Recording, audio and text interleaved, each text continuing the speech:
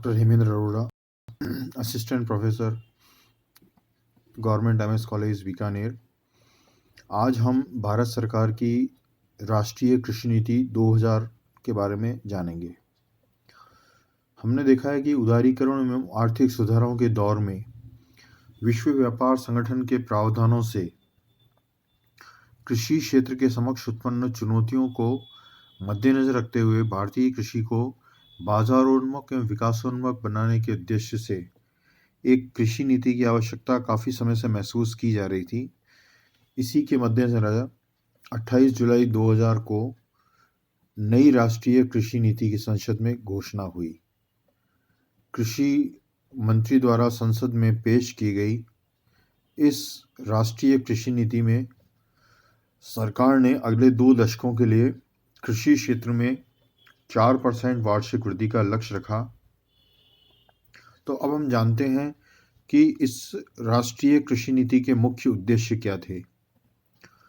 पहला उद्देश्य कृषि क्षेत्र में अगले 2 दशकों में 4% वार्षिक वृद्धि का लक्ष्य प्राप्त करना। दूसरा, कृषि क्षेत्र का सतत विकास करना, कंटिन्यूअस डेवलपमेंट होना चाहिए एग्रीकल्चर सेक्टर का। तीसरा, ग्रामीण क्षेत्रों को कृषि क्षेत्र के टिकाऊ विकास से स्वावलंबी बनाना। एग्रीकल्चर ऐसा होना चाहिए जिससे रूरल एरियाज के अंदर डेवलपमेंट हो।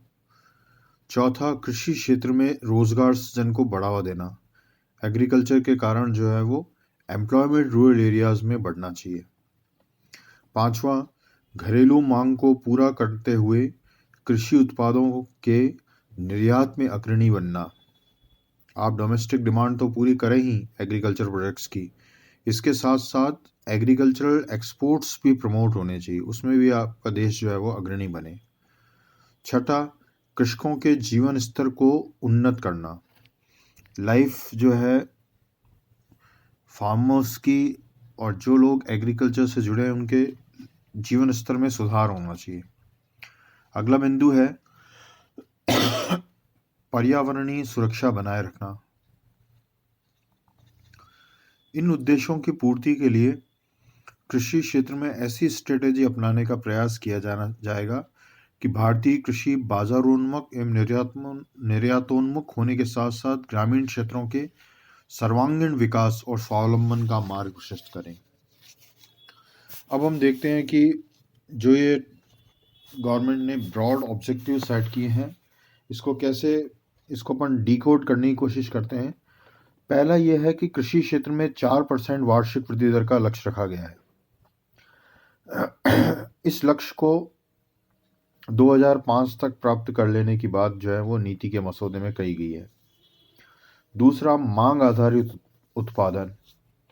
इस नीति में कृषि क्षेत्र में मांग आधारित उत्पादन कार्यक्रम द्वारा घरेलू मांग को पूरा करते हुए ग्लोबलाइजेशन के लाभ प्राप्त करने हेतु भारत को कृषि उत्पादों के निर्यात में अग्रणी बनाने का लक्ष्य, ताकि एक्सपोर्ट्स से हमको इनकम मिले, वो उसमें वृद्धि की जा सके।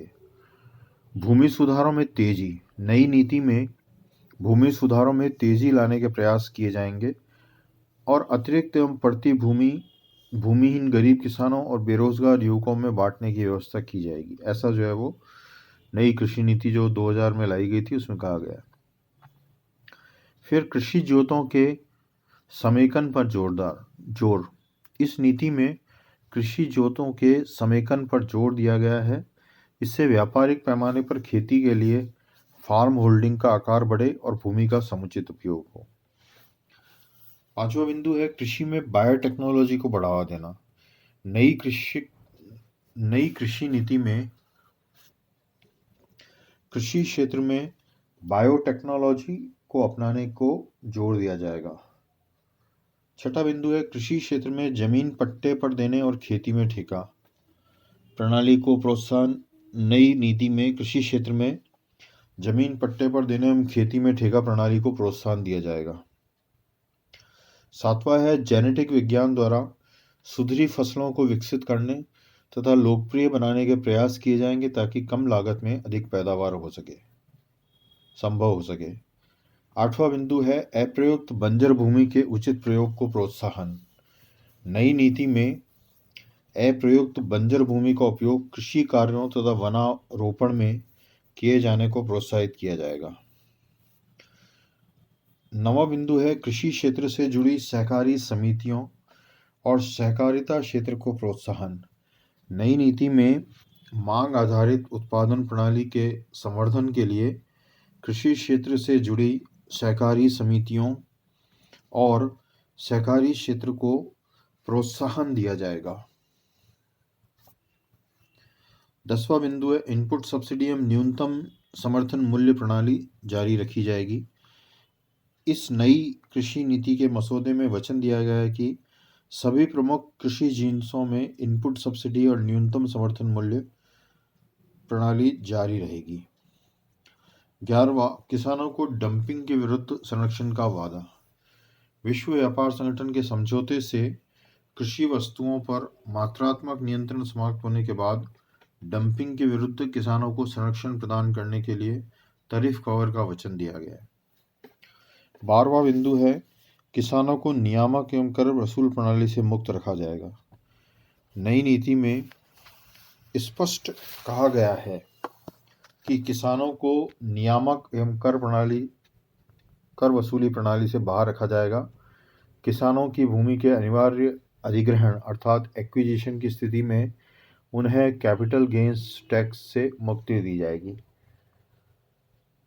13वां बिंदु है जैव प्रौद्योगिकी को बढ़ावा। कृषि क्षेत्र में जैव प्रौद्योगिकी को बढ़ावा देने के लिए सरकार हर संभव प्रयास करेगी।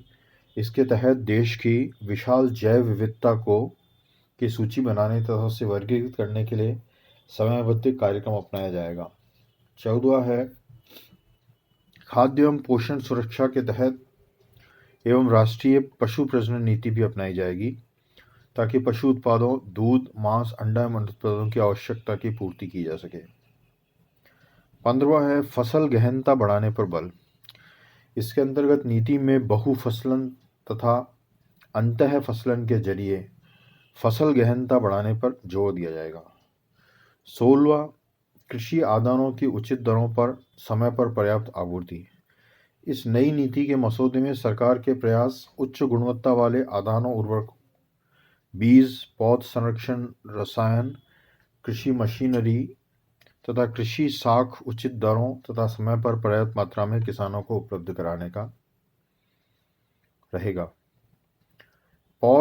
अगला बिंदु है पौध किस्मों को संरक्षण। विश्व व्यापार संगठन के ट्रिप्स समझौते के अंतर्गत भारत के दायित्व के अनुरूप विशेष रूप से निजी क्षेत्र में नई किस्मों के प्रजनन एवं अनुसंधान को प्रोत्साहन देने के लिए पौध किस्मों को कानून के माध्यम से संरक्षण दिया जाएगा। अगला बिंदु है नई किस्मों के विकास हेतु अनुसंधान शोधार्थियों के हितों की सुरक्षा होगी। अगला बिंदु है पशुपालन, पोल्ट्री, डेयरी तथा एक्वाकल्चर को उचित वरीयता दी जाएगी। कृषि का विविधीकरण करने, खाद्य बास्केट में पशु प्रोटीन की उपलब्धता बढ़ाने और निर्यातों में वृद्धि हेतु पशुपालन, डेयरी, पोल्ट्री तथा एक्वाकल्चर को नई कृषि नीति में उच्च वरीयता देने की बात कही गई है। अगला बिंदु है कृषि क्षेत्र में सार्वजनिक एवं निजी क्षेत्र पूंजी निवेश को प्रोत्साहन। सरकार ने यह माना है कि कृषि क्षेत्र में पूंजी निवेश की बेहद कमी रही है, अतः नई नीति में सार्वजनिक पूंजी निवेश के अलावा विशेषकर कृषि अनुसंधान, मानव संसाधन विकास, फसलोपरांत प्रबंधन तथा विपणन जैसे क्षेत्रों में निजी पूंजी निवेश को प्रोत्साहन दिया जाएगा। अगला बिंदु है किसानों को बीमा कवर की व्यवस्था। नई कृषि नीति में किसानों के जोखिम प्रबंधन की व्यवस्था की गई है। इसके अंतर्गत कृषि उत्पादों के मूल्यों में बाजारी उतार चढ़ाव सहित बुआई से फसल कटाई तक किसानों को बीमा पॉलिसी पैकेज उपलब्ध कराने की व्यवस्था की जाएगी। तो ये कुछ बिंदु हैं नई कृषि नीति 2000 के। आज हम यहीं तक करेंगे। Thank you.